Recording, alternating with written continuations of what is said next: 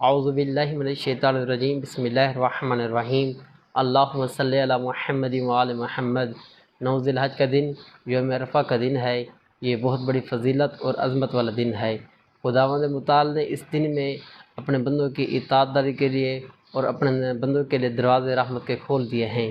یہ دن قاضی الحاجات، مناجات، تقریبات اور مستحبات کا دن ہے۔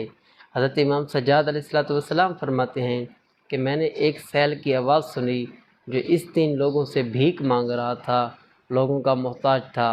حتیٰ کہ یوم عرفہ کا دن وہ دن ہے جس میں کوئی شخص اگر بھیک مانگنے والا ہو، کوئی محتاج ہو، تو خداوند متعال اپنے فضل و کرم سے اس کی ہر حاجت کو پورا کرتا ہے، بیمار کو شفا ملتی ہے۔ اگر کوئی شخص بے اولاد ہو تو خداوند متعال اپنے فضل و کرم سے اس کو اولاد سے نوازتا ہے۔ اگر کوئی قرض در ہو تو اس کو قرض معاف کر دیتا ہے۔ اگر کوئی پریشان، تکلیف، دکھ، رنج و غم میں ہو، خداوند متعال اپنے فضل و کرم سے اس کے تمام مشکلات آسان فرماتا ہے، ہر نیک حاجات کو قبول فرماتا ہے۔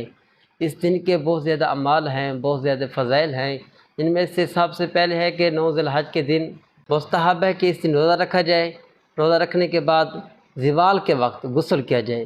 جب آپ نماز ظہر اور نماز عصر پڑھ لیں، نماز عصر پڑھنے کے بعد اور دعائے عرفہ پڑھنے سے پہلے مستحب ہے 2 رکعت نماز پڑھیں زیر آسمان۔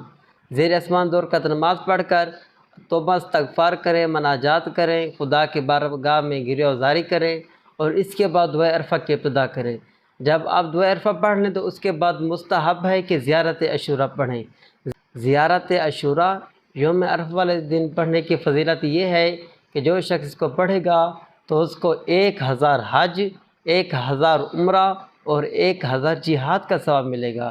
خوش نصیب ہے انسان کہ یہ حج کا دن ہے، مگر وہاں ایک حج ہے، یہاں 1000 حج ہے، وہاں ایک عمرہ ہے، یہاں 1000 عمرہ ہے اور ساتھ 1000 جہاد بھی ہے۔ اور بھی اس کے بہت زیادہ فضائل ہیں۔ جب آپ زیارت عاشوراء بھی پڑھ لیں تو اس کے بعد نماز مغرب تک کثرت کے ساتھ قرآن مجید کی تلاوت کریں۔ اس کے علاوہ باقی جو اعمال ہیں وہ مفاتیح الجنان میں درج ہیں، آپ وہاں سے ملاحظہ فرمائیں اور زیادہ سے زیادہ کثرت کے ساتھ عبادت میں مشغول رہیں۔